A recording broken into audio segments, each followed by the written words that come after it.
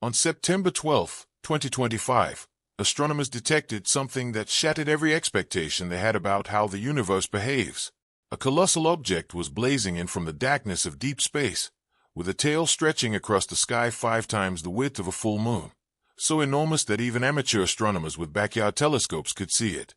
Within hours, it was confirmed that this was no ordinary comet. It was something far larger, far brighter, and far stranger than anything we had ever recorded. Officially catalogued as C2025R2, the object is now simply called SWAN. But the timing is what truly froze scientists in disbelief, because another object, the already infamous 3IR Atlas, was also inbound, racing toward the sun from the exact opposite direction of the sky. Both were set to reach their closest approach to the sun within the same 10-day window. Both were hidden by the solar glare during their most critical moment, and both were displaying anomalies that seemed to defy the laws of nature.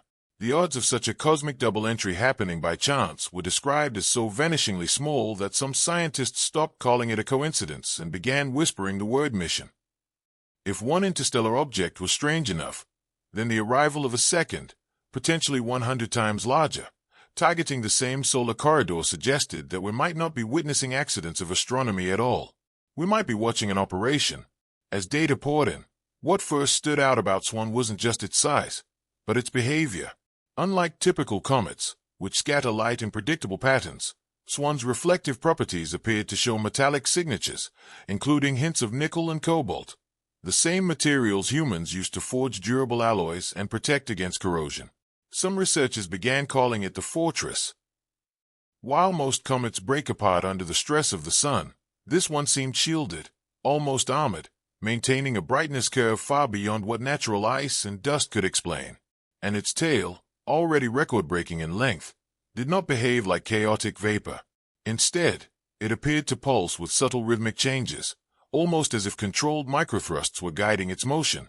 Imagine watching a skyscraper-sized tank drift through space, cloaked in a shimmering halo that might not simply be gas, but an electromagnetic shield deflecting the fury of solar winds. That is the image scientists are now grappling with. But even more unsettling than its scale was its timing. While SWAN loomed like a fortress, its smaller counterpart, 3IR Atlas, behaved more like a drone, agile, erratic, with strange bursts of acceleration and shifts in tail color that no natural process could fully explain. Together, they didn't look like random visitors. They looked like pieces of the same puzzle, 2 parts of a system converging on the sun at the same time, hidden from us during the very days when their true purpose might be revealed. When astronomers plotted the arrival vectors of SWAN and Atlas on a star map, something extraordinary appeared. SWAN came from Aquarius, while Atlas came from Sagittarius, 2 origins separated by more than a quarter of the entire celestial sphere. Yet, despite their radically different approach angles, they both crossed into the inner solar system at nearly the same solar distance, reaching perihelion within just 3 days of each other. Statistically, this kind of synchrony was portrayed as impossible. Random comets scatter their arrivals across decades, sometimes centuries, but never like this. And then came the blackout. From October 8th to October 18th, the sun's glare blinded our telescopes, creating a window during which neither SWAN nor Atlas could be directly observed.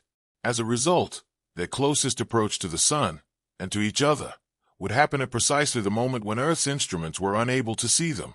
To many, this looked less like coincidence and more like coordination, as if their paths had been deliberately engineered to meet under the cover of solar interference.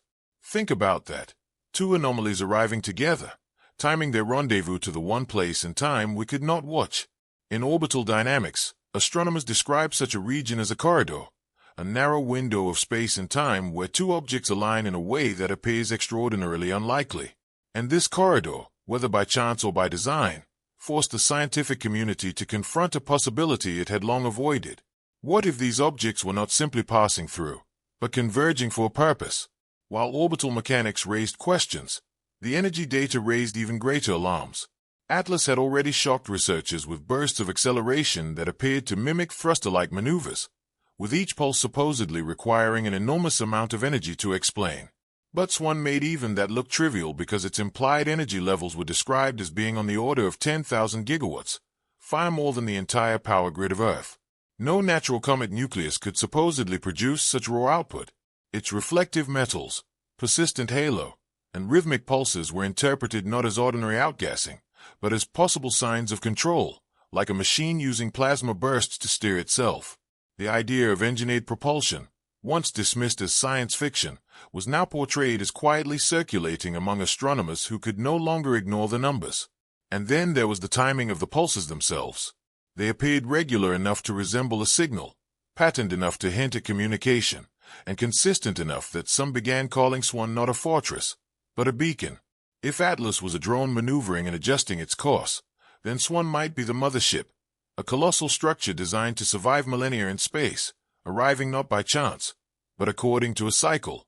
With an orbital period of more than 22,000 years, Swan could have passed this way long before recorded history, perhaps even during the last ice age, leaving traces that our ancestors might have remembered as myths, carvings, or warnings.